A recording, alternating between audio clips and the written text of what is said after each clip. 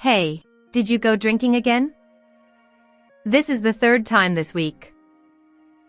Coming home to someone like you nagging all the time. I get sick of it. I need a drink just to deal with it. It's been every weekend lately, and even during the weekdays this week. Men have social obligations, you know. I work too, you know.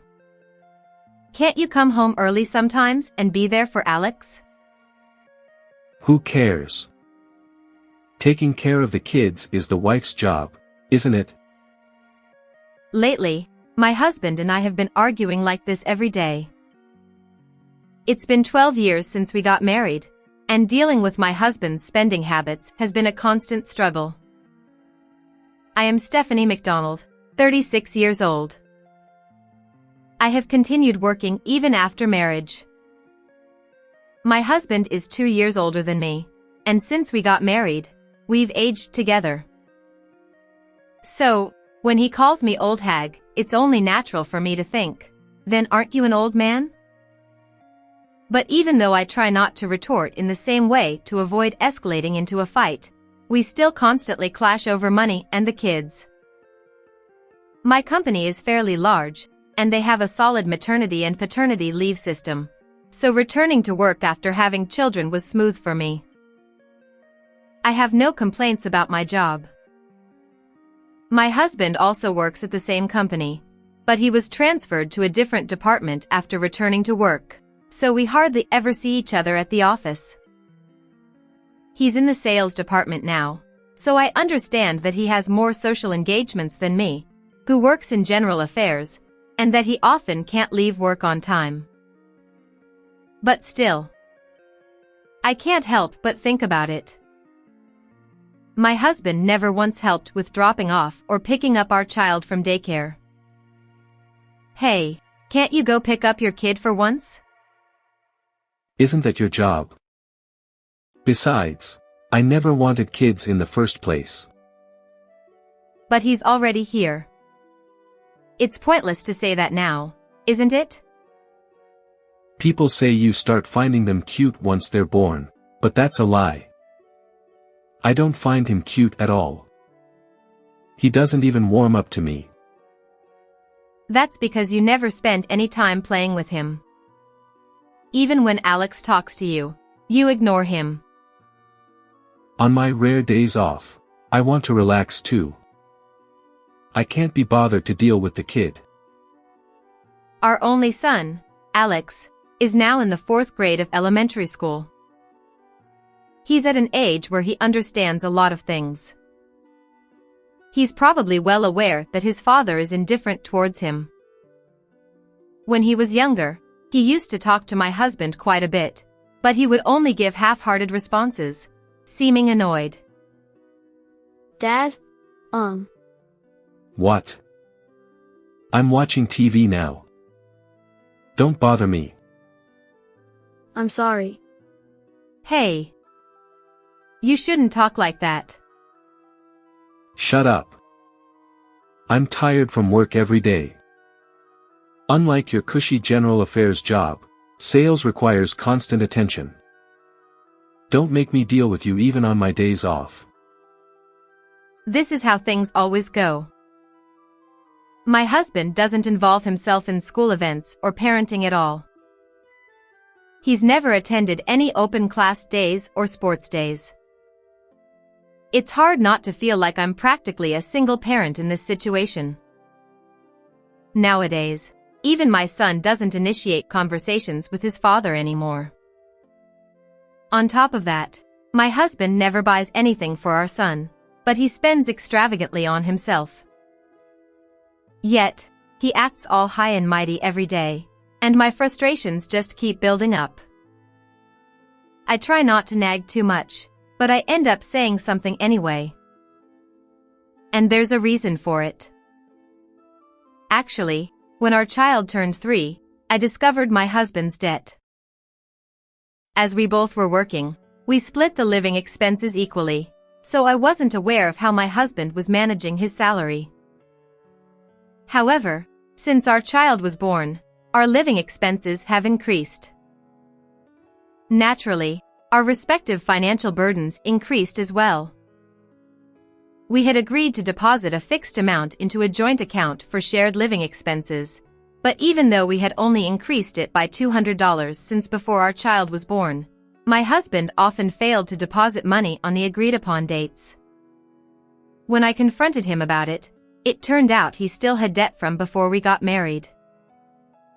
What's more, the balance was still close to $30,000. When I asked what he had been spending it on, how much he was paying each month, and when it would be paid off, he just chuckled and said it seemed like there was no end to it. I've been using it with revolving payments, so no matter how much I pay, the balance never seems to go down. What? For a moment, I couldn't believe what this man was saying.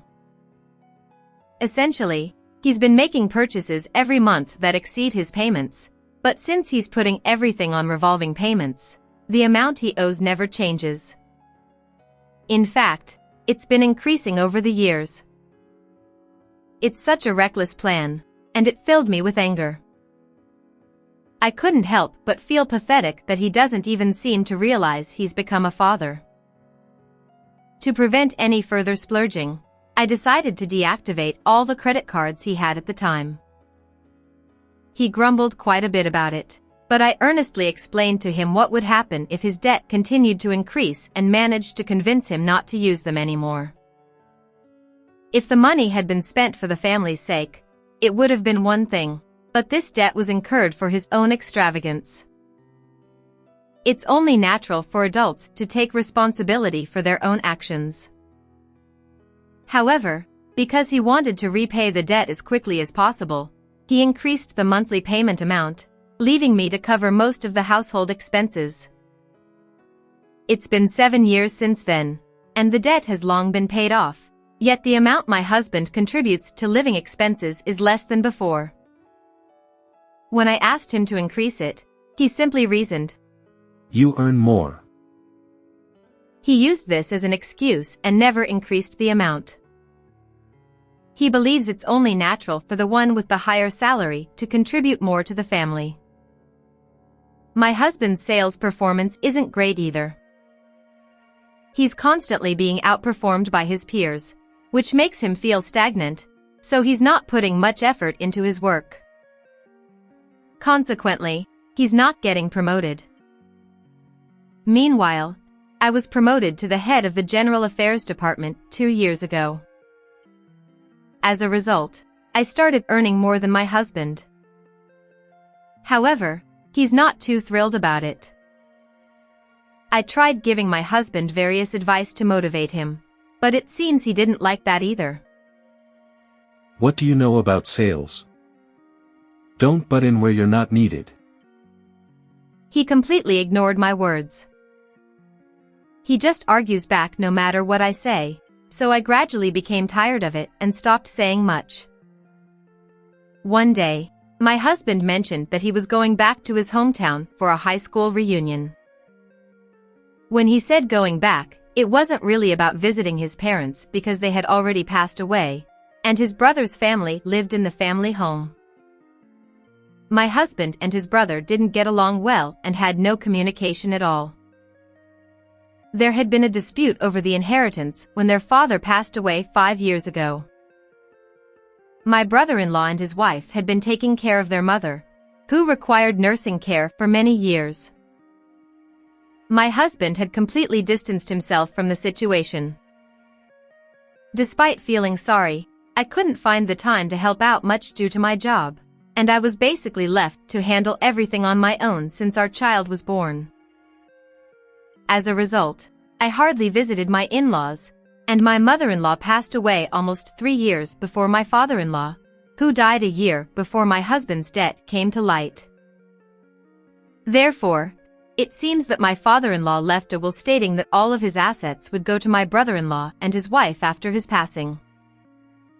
I thought it was fair, and I even told my husband that it was fine, but he was not happy with it and made unreasonable demands. Eventually, we settled on getting paid the statutory inheritance share. However, My brother-in-law was upset by my husband's attitude at the time and, as a result, he angrily demanded that my husband stay out of their affairs in the future in exchange for giving the inheritance share. Knowing about this incident, I couldn't bring myself to face my brother-in-law and his wife, so I haven't had any contact with them since my father-in-law passed away. At that time, my husband used the money he received to settle the remaining debt. However, it was then revealed that while he had claimed to be increasing the revolving payment amount so he couldn't contribute to our living expenses, he still had over half of the balance remaining. It turned out that he had lied about increasing the amount and had instead been using it for his own entertainment expenses, without contributing to our household expenses. It was a shocking and disappointing revelation. When I complained about this, In the end, the debt has been settled, so it's fine, isn't it? And it's all because you stopped my cards that I had less money to spend. I'll have to make up for that by taking it from our living expenses. He shamelessly justified his actions like this. Due to the estrangement with my brother-in-law, it's unlikely that he can stay at the family home even if my husband mentions returning to his hometown. When I asked where he would stay, he said he booked a budget hotel near the station. It's sad to think that despite returning to his hometown, he can't even visit the house where he grew up. However, I didn't mention it and silently watched my husband leave. Isn't Dad coming home today? No, he's not. As I watched my husband leave eagerly, my son called out to me from behind. And strangely enough, he seemed somewhat happy upon realizing that his father wouldn't be returning. It made me realize once again that my son didn't necessarily want his father around. And I found myself feeling the same way. Today is Saturday, and since Mom doesn't have work, how about we go somewhere together and have dinner out tonight? Really? Yeah. Yay. Feeling relieved that my husband wasn't around, I couldn't help but think that it might be time to seriously consider our future. But since that reunion, my husband's outings have noticeably increased. Especially on weekends, he's been staying out overnight more often. He also seems unusually cheerful, and he now keeps his phone with him at all times, whereas before, he used to leave it lying on the table. It looks like he even takes it with him to the bathroom and the shower. It's suspicious no matter how you look at it. Hey, haven't you been going out a lot lately? Where exactly are you going? Well, I've been thinking of getting in shape, so I've been going to the gym on my days off. You know, when you reach your late 30s, your physical condition starts to decline. Oh, I see. Do gyms also have accommodation facilities? No, not really, but sometimes I end up having drinks with friends and it goes on until morning. When I'm feeling good, I tend to drink more. I see. So, are you going to work out and play sports with Alex? Yeah. That could be a good idea. His eyes were shifting. As I watched him with a cold gaze, thinking he could have come up with a better lie, I was certain of my husband's infidelity. While I could have hired a private investigator, I decided to follow my husband myself on his outings for the time being. He took a train and got off at the station near his parents' house. Waiting at the station was a young woman in a car, and my husband happily got into the car with her. Since his behavior changed after the reunion, I initially thought the other woman might be a former classmate. However, the woman he met now clearly looked like she was in her 20s, so that couldn't be the case. Nevertheless, I couldn't help but feel a mix of emotions. He spends recklessly, neglects our child, and now cheating? At that point, it felt foolish to even be with him. I made up my mind to divorce him and started preparing for it. Well, I'm off. Might stay over at a friend's place tonight. Oh, okay. Take care. I thought this was the perfect opportunity. However, just then, I discovered that my credit card was missing from my wallet. I distinctly remember it being there until yesterday. Since I hadn't taken it out, I couldn't imagine where I could have lost it. I immediately contacted the credit card company and reported the loss. When asked about the last time I used it, I couldn't remember exactly as it had been quite some time. Luckily, I had kept records of transactions on my computer, so I checked and provided the information. Fortunately, they confirmed that the card hadn't been used since then, which was a relief. I haven't dropped it or taken it out of my wallet. So there's only one answer without even thinking about it. My husband must have taken it out of my wallet. I can't think of anything else. I thought he might do something like that. For the past 6 months, various credit card companies have been sending reminders to my husband. Perhaps his own card has reached its limit and can't be used anymore. My husband must have secretly applied for new cards when he settled the debts. And not just one, but multiple cards. I didn't feel like saying anything because I thought my husband would pay for it anyway, so I just left it alone. But stealing someone else's card? This is just theft. Anyway, I'm glad I noticed it early. I began to pack my husband's belongings right away. I know where my husband is. I had a private investigation agency look into who my husband's affair partner is. The woman is 26 years old, living near my husband's parents' house, and she's a decade younger than him. According to the investigation report, she is divorced and returned to her parents' home last year. It seems they met at a budget hotel where she worked when my husband attended a class reunion. Since they were originally from the same neighborhood, they probably knew each other's faces, which might have sparked conversation. My husband is constantly at his affair partner's parents' house. Since they've known each other since childhood, maybe it's easy for him to intrude, but I wonder if her parents are aware that my husband is still married and are letting him stay. Well, that doesn't matter. I had my husband's belongings loaded onto a truck that arrived shortly and sent it off. Now it's our turn. We've canceled the credit cards, so should we move out? Yeah. That sounds good. My son seems unusually excited. When I told him we would be living separately from his father, he said, "I totally agree." Just like how my husband ceased to be a husband in my eyes long ago, it seems my son no longer sees him as a father. I regretted not making this decision sooner, just a little bit.